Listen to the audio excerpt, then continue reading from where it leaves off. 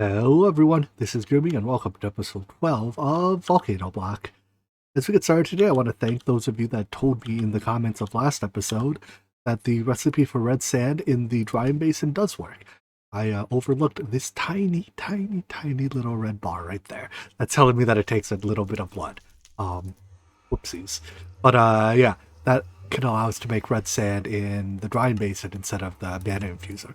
But too late now. Anyways, getting into things for today, our next quest, and one that we're made partial progress on, is to make 5 Terra Steel ingots. I've let the game run for a little while here, and we have some mana, but still not quite the... How much more do we need? We need a full mana pool to make 2 more Terra Steel ingots, and we're close, actually. We can definitely make 1 right now, and let's see if we have enough to make another. So, no. But even if we don't, we also need to make 20 arcane gold and 10 blocks of dark ender steel. How do I make dark ender steel? It's ender iron, ash. So basically, it's basically just iron then. So that's 10 blocks of iron. Jeez. So do we have half a mana pool left? No, that's definitely less than half a mana pool, right? Alright, well, let's take a look at our iron situation here. That I've stopped processing cobblestone because I felt like that process was too slow. But maybe I need to turn that back on. I have 36 iron ore here, and that's a lot less than the 10 blocks we need. For maximum yield, though, I'm going to continue to process it in the mechanical squeezer for 2.5 each. I guess I could just turn. I could just turn this back on. It's already on. Oh, it's even running right now. And let this run a little while longer. We can go until we run out of Primordium. So if I have, let's see, 7 plus 3. So this is 33 pieces. This is another, that's 100 total ores. Cutting it a little close.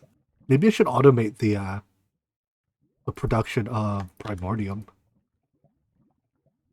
On second thought, we're going to be transitioning our ore production over from that Primordialist reactor over to once I have enough Terra Steel, I'm planning on switching our mana usage to the Orchid generate ores directly. So maybe let's leave the Primordialist reactor alone.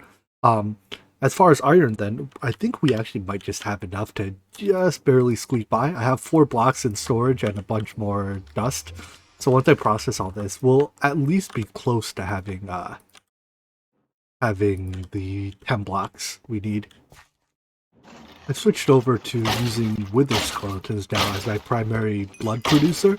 They have less hit points than Endermen, so you get less blood per creature, but they have the side effect of periodically giving Wither Skeleton skulls.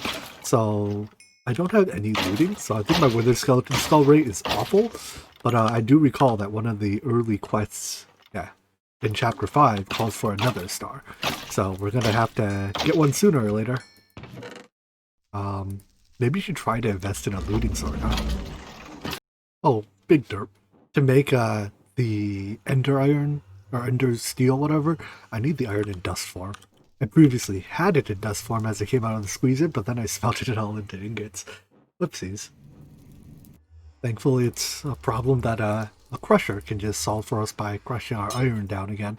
It does feel a little silly to just make as much as we can. To turn the iron dust into ingots back into dust, just so I can smelt it back into ingots again a couple seconds later. But, alas. Alright, so once all these dusts are done smelting into ingots, we should have, or I've already got all the arcane gold, and all that's left is 1 ingot of Terra Steel. Let's see, is this half a mana pool total? Yeah, between the 3 of those, that's more than half a mana pool. So everything's coming together now. The last step here, 10 blocks of dark ender steel. Alright, so with those quests done, of course, ender bones. We need so many of these to make the ender steel, it's like a useless reward at this point. Anyways, we're going to use them to turn into composer cells. So that doesn't look that bad. In the recipe. Alright, what's missing for this? I should put all the ingredients in the system for real. I probably don't have enough of these gears.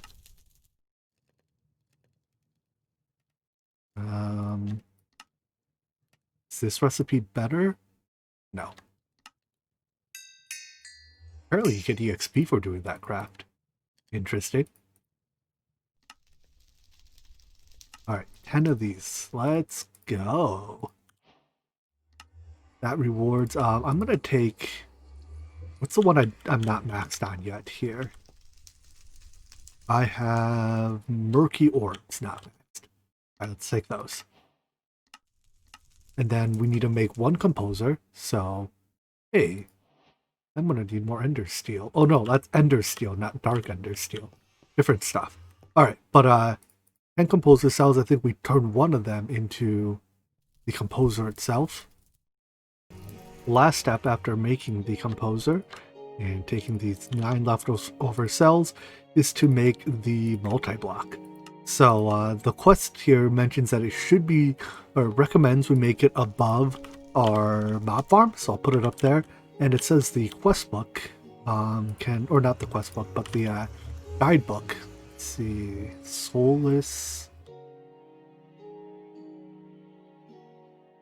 It says the guidebook can provide a hologram, this one, to help us out.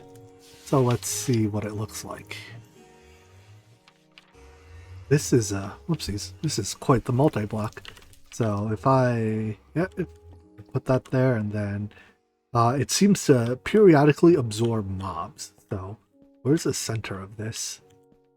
I guess it doesn't have to be centered. That close enough? Good enough for government work. Looks like I need some type of block and some type of bars. Let me figure out what exactly those are. Inconveniently, nothing in the guidebook actually says what the blocks are. Looking at them, I'm going to guess that they're Ender Steel and Ender Steel bars. Although, who knows, I could be wrong. I think if I place one, hey, look, it progresses up. So I guess that means that's right. Anyways, it's just a matter of, oopsies, give that back. Give me. Build this out. Lastly, we just have to place the actual composer block, and voila, hands-free crafting. Alright, how do we use this thing? I guess we want to use it to make a midnight jewel. Let's start by pinning that recipe. So it's a bunch of, specifically it has to be Soulus ash. Okay, we just convert between the types around a blood crystal. Let's get a spare blood crystal and some ash.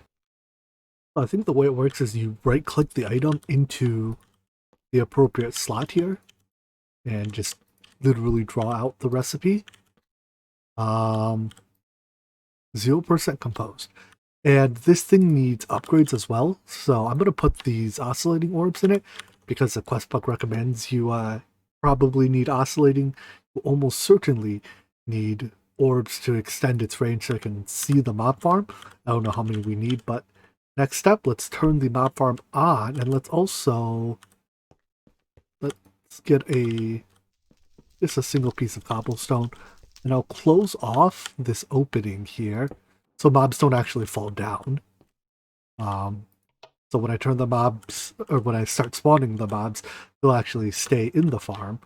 And I think what should happen is that the mobs should be, like their souls get sucked into the composer, which slowly crafts the thing. Put some glass here so I can actually see. Oh wait, sounds like progress is made. I presume putting 16 oscillating gears in will be a good idea too. That seems to only like pulse every now and then maybe? Oh wait, is it done? No, it isn't. Let me go, it shows an item there. But yeah, every now and then it does its like pulse thing, and I assume that's what's doing work. Let me go make some of those oscillating gears and see if we can speed that up. Just by the sound, I can tell there's no shortage of mobs down there. So let's stack all of these in here. Go, do your thing. Maybe the mobs aren't in range. Let's make more murky orbs then and see if I can get the range high enough to actually see the mobs. I'm beginning to think I should have taken more murky orbs as quest rewards. They're not actually difficult to make resource-wise. They just take a long time. because each orb needs to have 32 essences jammed into it, and I just need to like click bone shards for a really long time to get 32 essences. It's more annoying than anything, but here I am just eating bone shards. I'm gonna try something. I'm gonna rebind use item to, oh, I can't rebind it to mouse wheel, dang it. Wahahahaha, I've done it. So I have one of those mouse that lets me bind macros to it. So I bound a macro to one of my mouse buttons, and here goes nothing. It's a little bit laggy. It's a lot laggy. It's exceptionally laggy.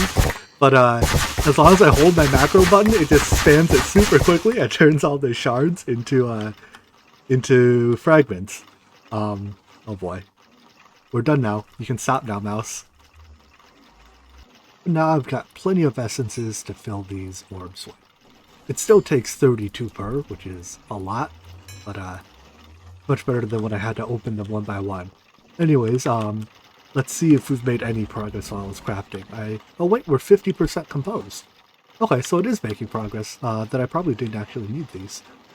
But now that, oh, did that reset it? Come on. Alright, well, I think the only thing I can do is wait. Maybe if I can make Niobium gears?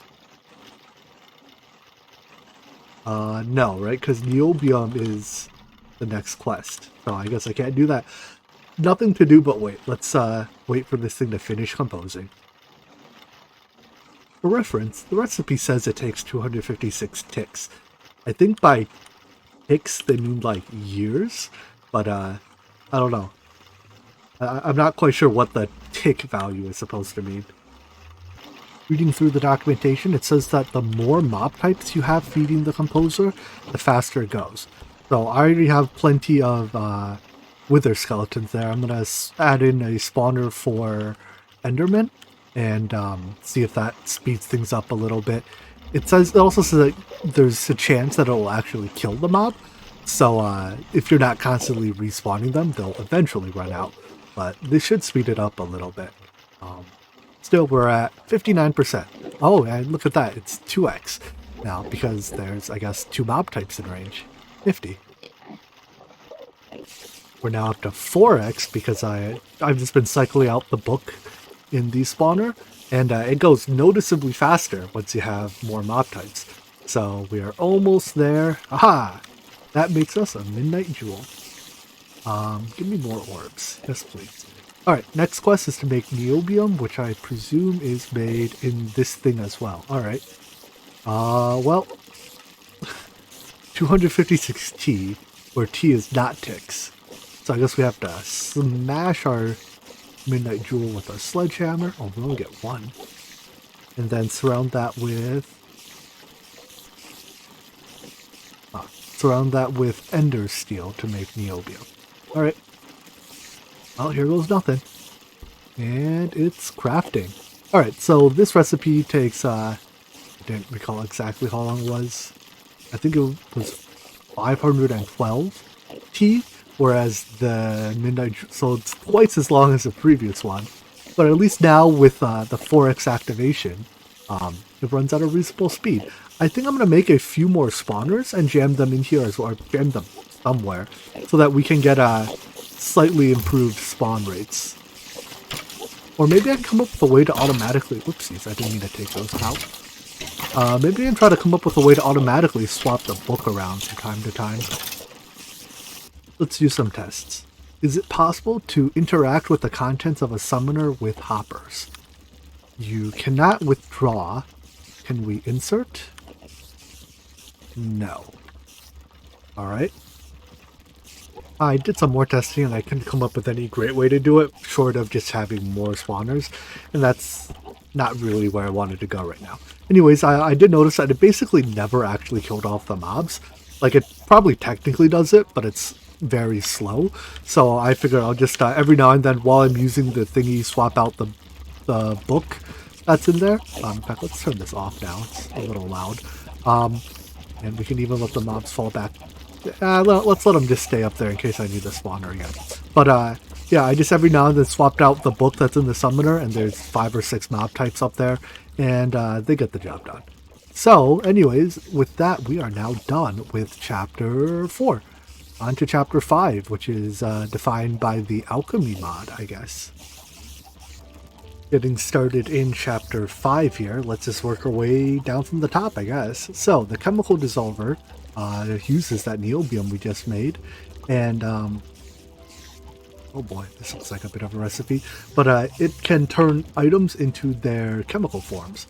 So it has a lot of recipes. It's kind of like, think like Project E, except instead of just having a generic type of EMC, there's, everything can be broken down into like the things that make it up, and then can be reassembled again later. Having the chemical dissolver will probably make it easier to make certain elements, perhaps including niobium. Let's see. So like the ingot can be, well, we'll need a chemical combiner as well, which is basically the same recipe. But if we can make niobium some other way, no, we can't. Never mind. Well, I'm sure we'll figure out what exactly it's for later. Let's make the combiner next, just because it's like the same recipe. Our combiner. Now, each of these machines does use a fair bit of energy. Probably more than we want to try to generate using embers, because eventually we run out. Oh, in fact, I am out of ember shards. So I'm thinking maybe we should upgrade our lightning mast to make more power. So the conductor mast makes power depending on how many weather stations are around it, and there's one other thing that can affect it: these transmitters. So they don't look that expensive. Why don't we make a handful more transmitters and weather stations and see how much power we can squeeze out of our conductor mast here.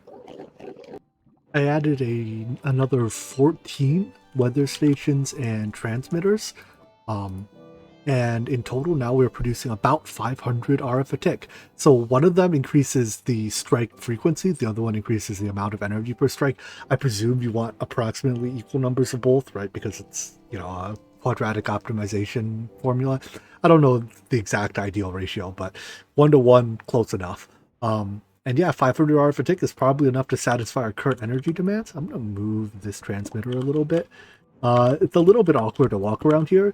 The weather stations can't be placed directly next to each other, but the lightning masts, whatever, or the transmitters can fill the gaps.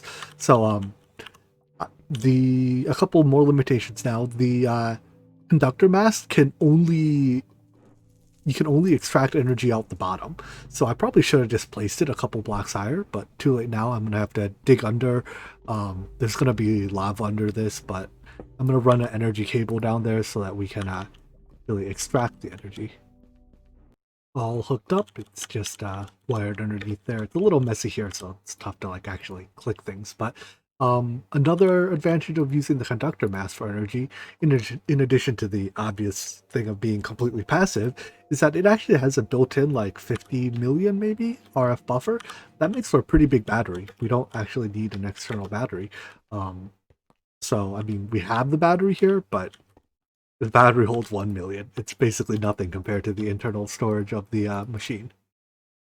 For our first use of the chemical dissolver, I want to break down some potatoes for potassium and some lapis, which gives a whole bunch of stuff, but right now I'm after the sulfur. There. So with sulfur and potassium, we can make the Obsidian Breaker. I guess I have to actually store this first. And, oh, well, I guess we only get one per. That was less good than I thought. I was going to use this to insta-harvest obsidian, but I thought it'd be more like a pickaxe. Never mind, I'm going to just stick to a pickaxe. We'll go back and use the chemical stuff to make these next couple quests, I'm sure. But for now, let's make the musical plant seed. So we'll grow when stimulated by a note block. Prefers yada yada yada. Okay. I just have to craft one of these.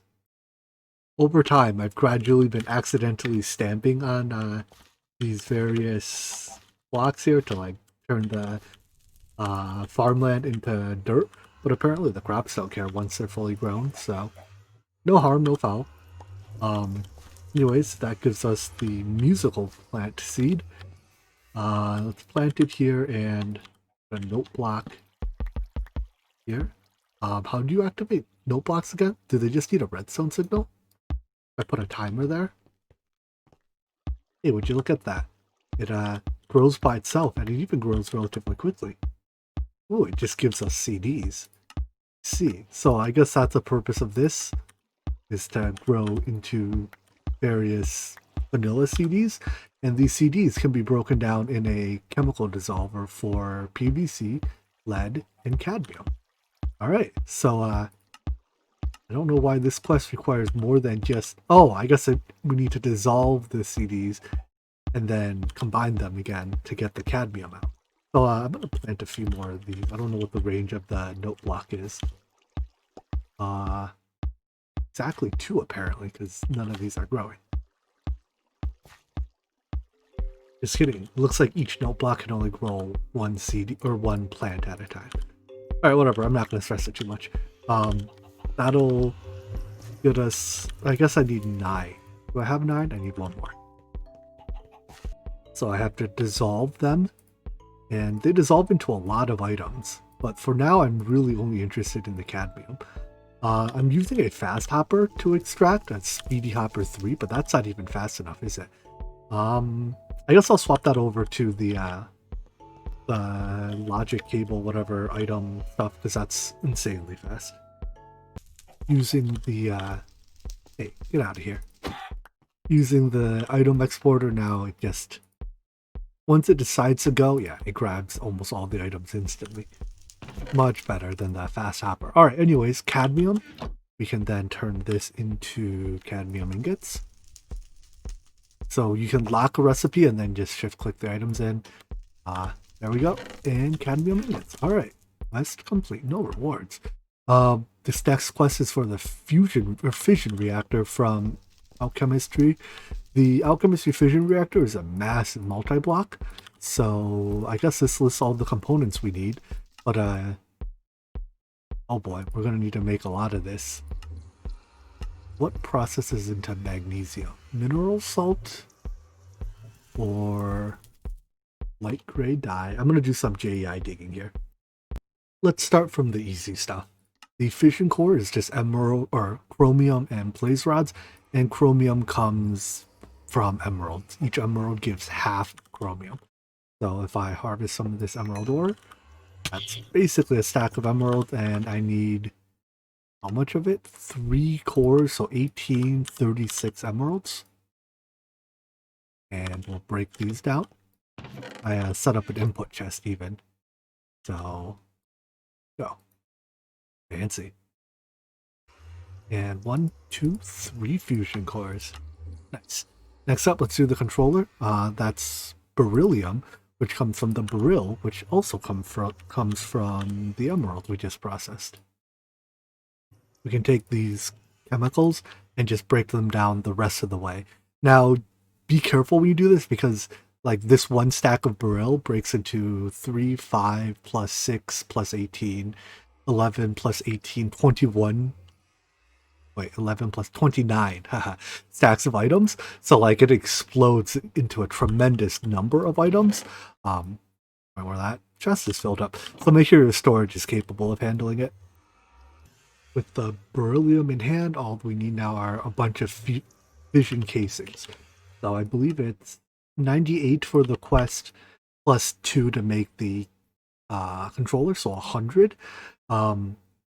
This is basically just a whole lot of barium and magnesium. In fact, 100 ingots of each.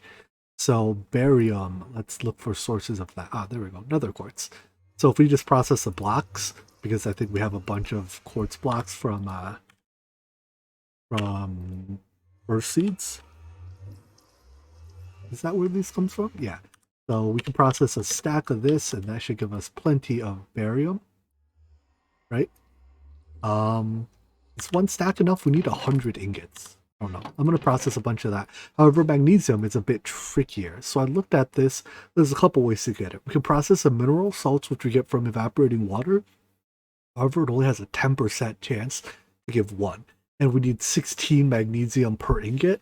And basically a stack and a half of ingots, right? So that's like 18 stacks. It'll be 180 stacks of mineral salt. Let's not. We're going to need to do better than that.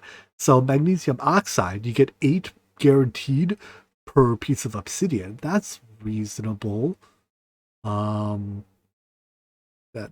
this looks less good. So we can get it from obsidian. There doesn't have to be an obsidian burst seed, does there?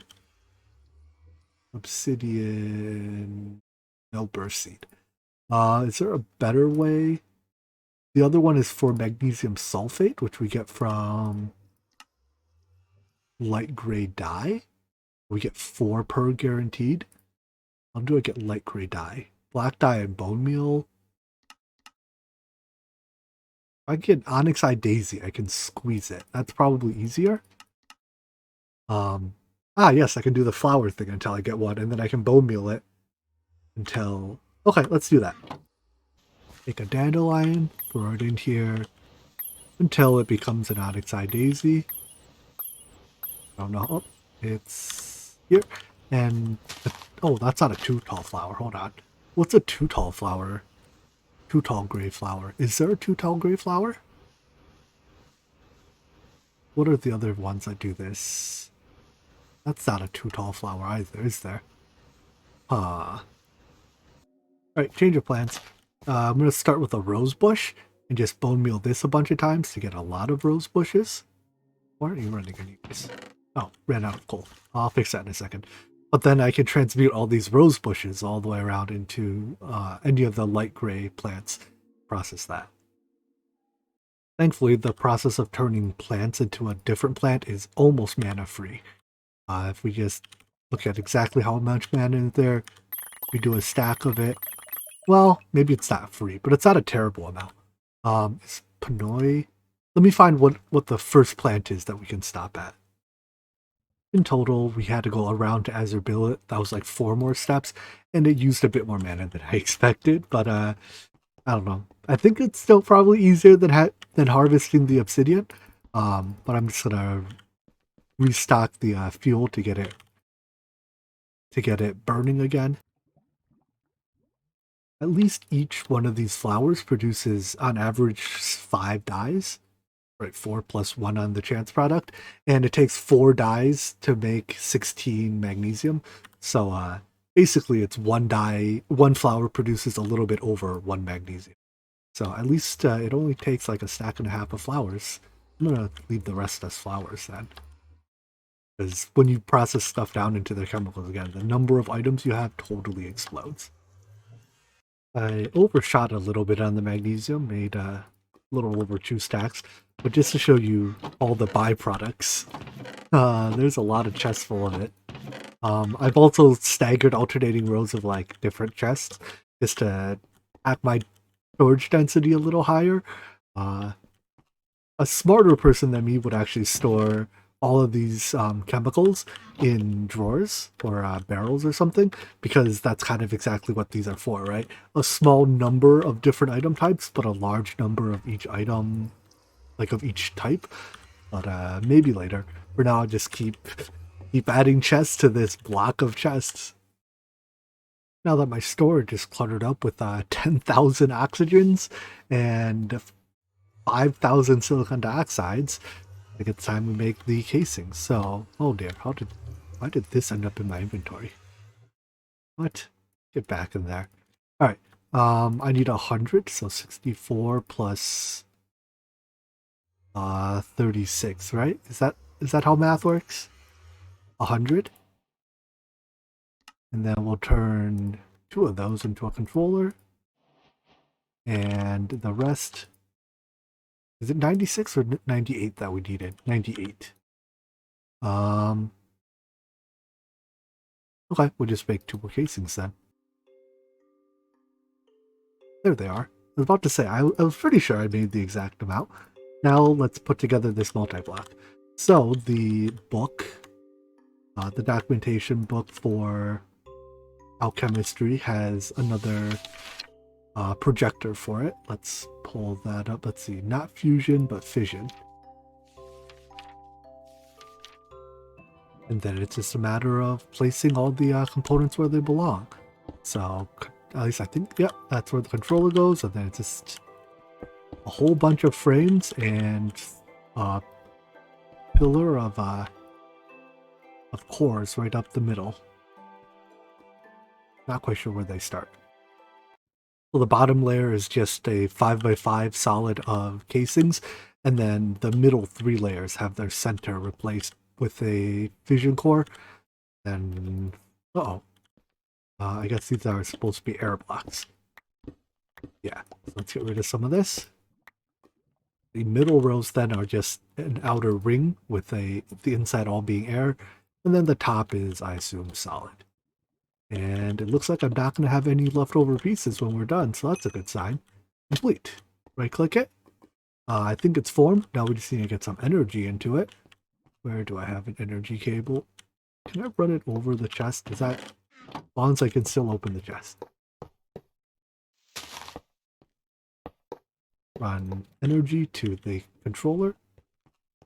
And now we are ready to fission various chemicals. So there's, I guess, 39 pages of things, but just, generally speaking, you can take any element and break it down. Well, maybe not any element, but most elements, and break them down into their lighter components.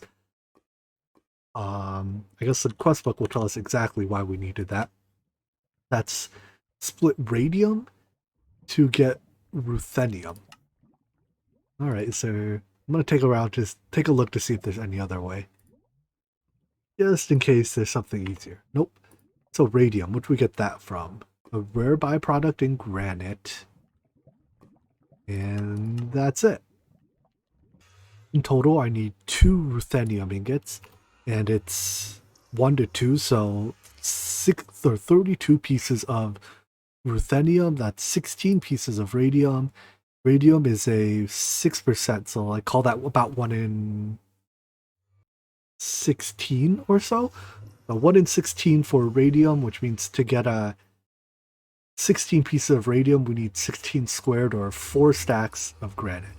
And the normal version works. All right, so I can make diorite, andesite. Oh, okay. Oh, right, we can just craft these. Can I make this directly in a chemical combiner? I can't. I was about to go through the mana pool, but I have the world's biggest supply of silicon dioxide, so whoopsies. That's a bit more than I meant to get. Shift clicking out of this terminal gives you, well, it fills your inventory, whereas I'm used to it with Applied Energistics where it only gives you 1 stack. But anyways, I can turn this into granite.